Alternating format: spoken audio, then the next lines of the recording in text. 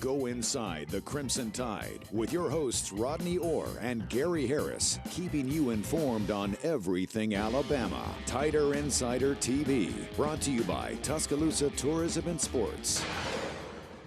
How do you want this Alabama team to be remembered? Say we were one of the best. Didn't go all the way, unfortunately. I still feel like we were honestly the best team in the country. We just won the best team tonight. I like the way that he said that. They are one of the best in Alabama history. I still think they might be the best team in the country, but it's a one-game tournament. You lose and you're out, and that's what happened to Alabama this past Friday night. Good evening, everybody, and welcome into Tider Insider TV, brought to you by Tuscaloosa Tourism and Sports. Alongside Rodney Orr from TiderInsider.com, I'm WVUA 23 Sports Director Gary Harris. Well, the number one overall seed in the NCAA basketball tournament was Alabama, and the Tide, as we mentioned, knocked out of the big dance this past Friday night. Upset by the fifth-ranked San Diego State Aztecs, 71-64. The Crimson Tide struggled on offense against an Aztecs defense that employed a very similar style to what Tennessee had employed. Texas A&M tried to do. Teams that are big, physical, get up into the shooters, and Alabama struggled with it. Let's take a look at how this one went down. Alabama just could not get going offensively. They had one of their poorest scoring halves of the season in the first half, but you know what? They came out in the second half and, got it going. Really got it going. They went from down 5 at the half to up 9, and Aztecs got a timeout, Rodney, and it was shocking, really. I thought Alabama was about to put this game away, and instead, and just seemed like 2 or 3 minutes later, San Diego State had a 5-point lead, and Alabama was playing catch-up the rest of the way. The numbers were not pretty. They were 3 of 29 from three-point range for the game. Brandon Miller, 3 of 19 from the field, 1 of 10 from 3. He had his worst three-game stretch of the season in the NCAA tournament. Was it the growing? Was it all the stuff that he's dealt with off the court? We don't know. But San Diego State, after falling down behind 9 in the second half, passed out with a 12-0 run, and really they controlled the game from there on out. Alabama just did not make shots, Rodney. You certainly have to give San Diego State a lot of credit for that.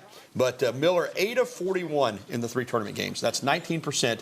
That is the worst shooting percentage by a player in the NCAA tournament with 35 or more shot attempts since 1985. And again, I know there's a lot of things going on there. Alabama would not have been in this position without him. But I'm just going to say what I said on the radio show this morning. When your best player, your superstar player, your All-American, your freshman player of the year on the national scene goes 8 for 41 in the NCAA tournament, you're probably not going to get probably fortunate to get to the round of 16. You're not going to go to the Final Four. Mm-hmm. Yeah. And again, I think you look at the Maryland game. You had other guys that contributed. You look at the Corpus Christi game. Other guys contributed. Picked up the slack when Brandon Miller struggled against Corpus Christi with that groin. But, obviously bounced back. He did not have a great shooting night against Maryland, but still scored, 19? Comes back in this game, struggles again. I think it's obviously a team effort. And, Gary, when you look at this, with that said, I just thought San Diego State was a much more physical, much more aggressive team that night. Yeah, probably fortunate Alabama had a chance in this game late. They make a free throw here or there. They missed the front end. Like I said, I think it said 3 of 29, 3 of 27 from 3. San Diego State made twice as many three-pointers as Alabama. They're not a three-point shooting team. They made 6. So it tells you how good this team was, Rodney, that they were able to hang around in this game. But what Noah Conley said is the absolute truth. This is one of the best teams in Alabama history, SEC regular season and tournament champions, got to number 1 in the country, the number 1 overall seed in the tournament. But, and there always seems like there's a but with Alabama basketball, the Sweet 16 has been the traditional sticking point for Alabama. Only once did they get past that. That was 2004 with Mike Godfrey when they got, that's kind of a surprise as a that 8-9 game, they were able to win. Then they knocked off Stanford, the number 1 seed. Then they knocked off Syracuse, and they got to the round of 8 before losing to national champion UConn. But this team did not get where most of us thought they would go, and that was to the Final Four. Yeah, and I think, Gary, it's fair to say they fell short, if you want to term it that way. What a great regular season. Dominant in the SEC tournament. In this particular bracket they win, I think a lot of people, the way it kind of unfolded, felt like it was all in place for Alabama. But again, San Diego State's a really good team. We talked about that last week. We said there's a reason why San Diego State was where they are. You look at the Final Four, there's 3 teams in it now that have never been there before. So, again, it really doesn't matter what the name is on the front of the jersey. You have to show up in the NCAA tournament. Yeah, more than ever with the portal, with the COVID forgiveness year, with NIL. teams row over the rosters, and some of these teams that are what we would call mid-majors, San Diego State had 3 super seniors, 7 seniors total. I mean, that was a team that put a lot of basketball together, veteran, physical, grown man. I'll just give you an example. You got a guy that's 24 years old playing basketball. Imagine Brandon Miller when he's 24. Of course, he'll be in the NBA. But can you imagine him when he's 24 playing in college? I mean, hey, listen, no excuses. That's the reality of it. Alabama was more talented than San Diego State, but a lot of that young talent, they just didn't have the maturity level, and they fall. And they fall to the Aztecs, which, San Diego State went on to the Final Four, so they may wind up winning the national championship. We will see. All right, now it's time for Coach Talk. Nate Oates is a guy that, he's done amazing things here. 2 of the last 3 years, Alabama was won the regular season and SEC tournament championship. That's amazing. That's hard to do. But they did not get past the round of 16. Here's Nate Oates on, how this one game can't define what was an incredible season. This year we're 3 of 27 from 3, and I know we take a lot of threes, but the system worked for the entire year. I'm going to go back to the drawing board, see what I can get better at. We're going to try to recruit really good players. A lot of programs would love to be in the NCAA tournament 3 straight years. A lot of them would love to have won the SEC regular season tournament twice in the last 3 years. We're doing pretty good things at Alabama, and we're going to continue to get better. And he's right, but Rodney, this is, as I said, the nature of college basketball, the rosters turn over. Namari Burnett, who started the first 9 games before he hurt his left wrist, I'm kind of disappointed that he's going in the portal. I thought he had a bright future here at Alabama, but he's reportedly going into the portal. And then you got Jaquan Walton coming in, former Montgomery Carver star, who signed with Georgia out of high school, came to Shelton State here in Tuscaloosa, signed with Mississippi State, got out of his scholarship when Ben Howland got fired, had a great year at Wichita State, and now he's coming to Alabama. So you got Burnett leaving, Walton coming in. The expectation, obviously, that Brandon Miller is going to leave to go to the NBA. We don't know what's going to happen with Noah Clowney, but we got some Walton video here for you. So this roster, there's still a lot of rumors about some other current players that might be considering the portal. This roster is going to look different next year, Rodney, but Alabama should still be a really good team. Yeah, no question about that, Gary. And I think, again, Nate Oates certainly aware. They knew this was going to happen. But not only the roster, how about the coaching staff? You're going to have a lot of changes next year. Yeah, you will, with Charlie Henry and Brian Hodson going to other jobs. Henry, the head coach at Georgia Southern, Hodson, the head coach at Arkansas State. So, yeah, this is Hodson yesterday being introduced up there in Jonesboro. Of course, Jeff Puritan's the AD here, used to be the associate AD here. So, Antoine Petway's still here. And that's probably why Jaquan Walton is coming. So he'll have to handle most of the recruiting. But these 2 hires are very, very important because Henry and Hodson were part of a staff that had been intact since Nate Oates came here 4 years ago from Buffalo. Yeah. And again, I think that Nate Oates obviously has a lot of contacts around the country, Gary. Look, this is a really good place to be right now. He talked about that. Nate Oates did where they're going as a program. And when you see, as an assistant coach, when you see 2 coaches moving on to become head coaches, that's certainly very attractive. It is a good scene. Alabama basketball is very healthy, but again, I'm not going to sit here and blow any smoke up anyone's skirt. It's disappointing that Alabama did not get past the round of 16. But Rodney, as I said, you cannot take away what this team accomplished. No, it was a great season, Gary. A fun team to watch. All right. Still to come on Tider Insider TV. Alabama continues spring practice and positions are up for grab, including, of course, starting quarterback. Also, 15 Crimson Tide athletes showed up and showed out at the Pro Day last Thursday in front of all 32 NFL teams. We'll have more coming up. And we'll be getting your phone calls, emails, and tweets. The phone number right there, 205-348-WVUA. That's 348-9882. Or you can email us at TITV@WVUA23.com. We'll be right back after this.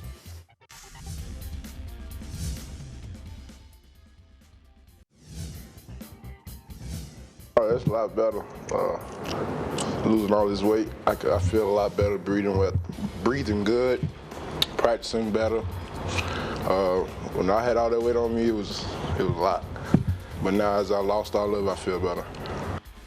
Welcome back to TIT, brought to you by Tuscaloosa Tourism and Sports. With Rodney Orr, I'm Gary Harris. That sophomore defensive nose tackle Jaheim Oatis sharing his weight loss and his improved breathing and weight. He's also over 100 pounds, Rodney. In fact, he said today that he's all the way down to 320, and his target weight is to get back up to 330. How about that? It's amazing. It's amazing. I remember when he committed to Alabama, the day he committed, I talked to his high school coach, and he said the one reason he wanted Jaheim here, the strength and conditioning program and the nutritional program that they had here is the best in the country, and you see the impact. And he's got a chance to be a special defensive lineman. I'm telling you, dominant potential. That's how strong he is.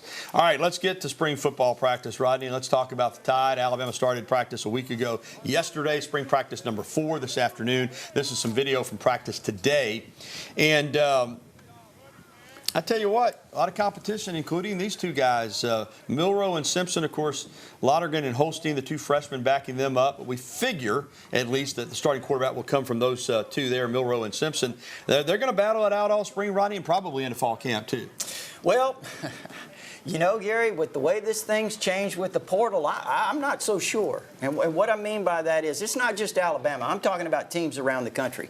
When you have quarterbacks that are looking to play, and if they don't feel like their position is that they're going to be the starter, sometimes you're going to see guys that I think that normally would go into a competition in August, they're going to hit that portal in May. It's going to be really interesting to watch what happens with Milroe and Ty Simpson. It will be, and I get your point. I guess just knowing Saban, I just don't think he's going to lead on to either one of them. That's my feeling. I think he's going to let both of them go through spring and say, hey, we're going to have an open competition going into the fall. And if one of them wants to leave, but that's just my gut feeling. No, I'm with you. I don't think there's going to be a decision made. I just think that the players now, the way they are, they're going to get a feel for where they stand.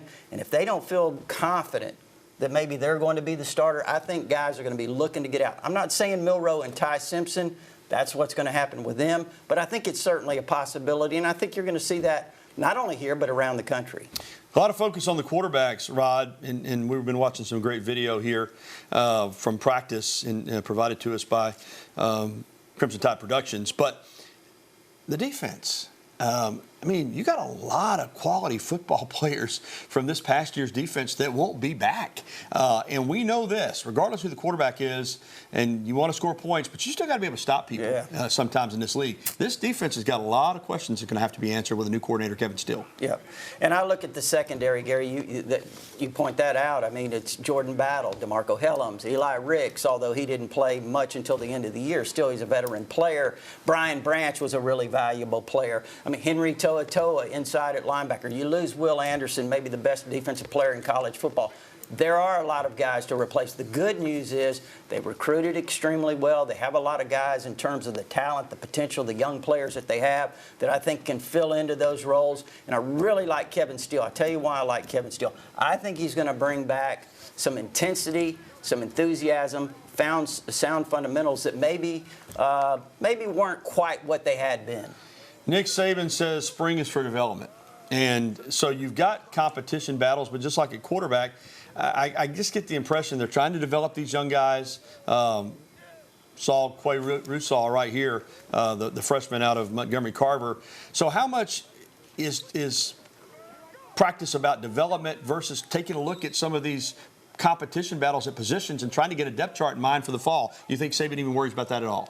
You know, I think right now they're really focusing on the development of all the players, Gary, to kind of put them in a position where they can compete once you get to August camp and have them prepared to do that. But again, I think these scrimmages that you have coming up, you have one on the 7th, one on the 15th, of course, A-Day on the 22nd. I think a lot of those will go a long way in telling the coaches, okay, what guys are kind of mature enough right now that as we start to look into the summer are going to be guys that possibly could be real contributors next year. I saw on Tider Insider today you were visiting and communicating with some of the members, and there was talk about who'll be picked to finish in the West. And you said it might not be Alabama. And you said really, based on all the question marks, that it wouldn't bother you if LSU is picked ahead, or who knows, there's still going to be a lot of momentum for A&M because of their talent, or somebody else in the West. You said, you know, that wouldn't really bother you, and you could see why Alabama might not be picked first. Well, we talked about all the question marks. We talked about defensively, you've got a new quarterback, you've got an offensive line that you've got to get together, even though it has some parts back. You know, a lot of questions with this Alabama team. To me, I would probably give the early edge right now, maybe to LSU. And I'll tell you what, Texas A&M, with the talent they have, if they play up to that talent, they're going to be really tough to beat. Plus, if you look at Alabama, they have to go to Texas A&M. Again, is this Alabama team capable capable of making another run? Yeah, I think certainly potentially. But right now, there are a lot of questions. We mentioned a lot of those guys leaving from last year. They're going on to the NFL, many of them are. Alabama hosted its annual Pro Day last Thursday inside the Hank Crisp Indoor Facility. 15 draft-eligible members of the Crimson Tide participated. And, had Bryce Young, Henry To'oTo'o, DeMarco Hellum, some of the guys. Will Anderson was there supporting his teammates. He did not go through any drill work. The events included bench press, 40-yard dash, agility drills, position drills. All 32 teams had representatives in attendance, including some of the head coaches like Mike Tomlin of the Steelers, Pete Carroll of the Seahawks, Dennis Allen of the Saints were all there. Rodney, the NFL draft for 2023 is scheduled for 27th of April through the 29th in Kansas City. And, this Alabama football program continues to be a feeder program for the NFL. Well, I'm looking at your video there, Gary. You see all those people there? Yeah. Can you imagine when Nick Saban first got here, the year before he got here, what was there, 10 people there maybe? Well, the year after his first season, the 08 spring, nobody was drafted. Remember that? I do. That's where the talent level was. Look at where it's at now.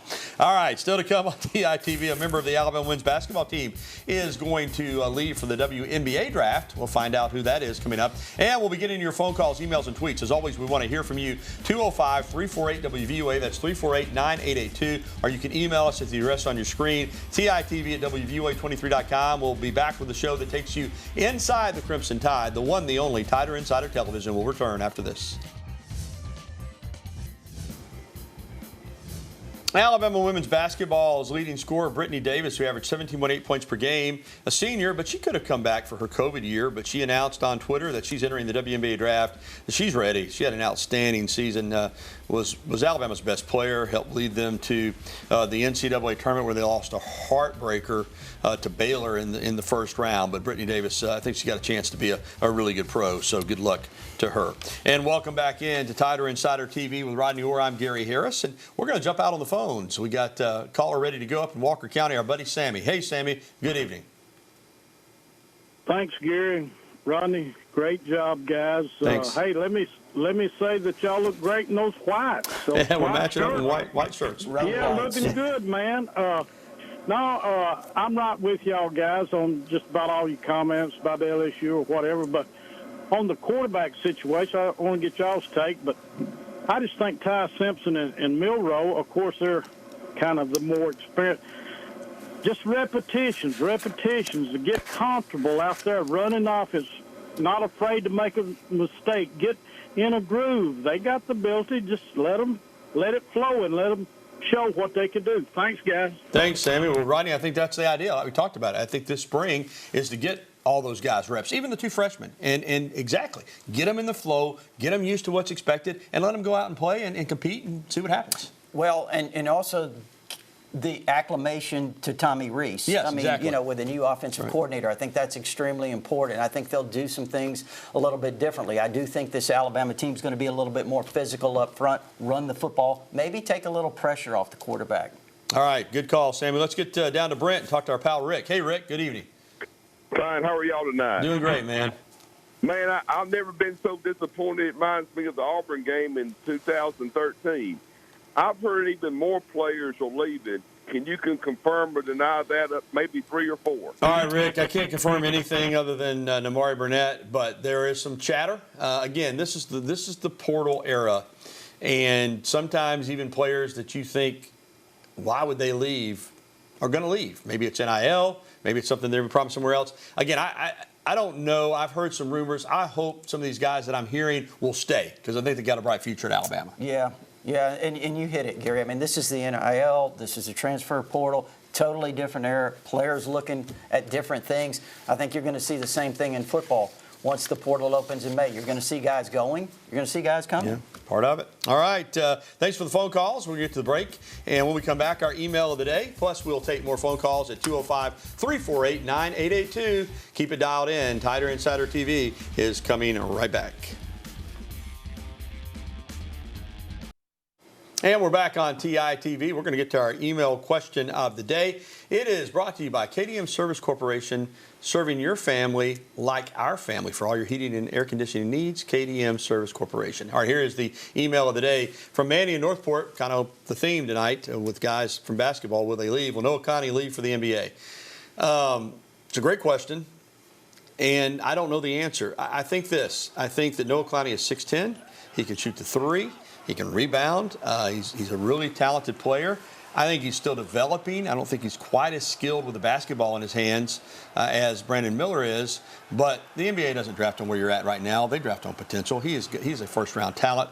I certainly think he will be a first-round pick. I don't know if he'd be a lottery pick, Rodney. I think he would be served well by coming back, playing for Nate Oates another year in this system, developing even more, and then coming out next year as what I think would be a surefire lottery pick. But that's my thoughts. As far as what he's going to do, we'll have to wait and see. Yeah, that'd be good for him, and obviously very, very good for the program, Gary. I think right now he's projected somewhere between 20 and 25. So, if you had to guess on that, you'd think he's probably going. Yeah, but he can improve his stock. We'll see. I would love to see him come back selfishly because he's really good, but I think he can improve a lot here at Alabama, playing every day, playing every game rather than NBA, maybe sitting and learning. But oftentimes money talks. All right, real quick email from Marlon in Birmingham. Do you guys think Nick Pringle will be a starter next season? I think if he comes back, he will be. I think this guy's capable of averaging double figures in rebounds. Unfortunately, because we don't know, he's a name that's being rumored as possibly a guy looking to get in the portal, but he's a really talented athlete. Man, he's talented. I mean, you saw what he did off the bench against Corpus Christi. This guy, I think if he is here next year, he's a guy that really could be a key factor. All right. Thanks for the phone calls and the emails. We're going to take a break and come back to wrap up this edition of TITV right after this on a beautiful evening in Tuscaloosa. Slow starts in the SEC for both Alabama baseball and softball. Baseball is 2-4 after losing back-to-back series at Florida and home against Kentucky. Same thing for softball. They dropped their season open series at home to Arkansas, then dropped the series at Tennessee over the weekend.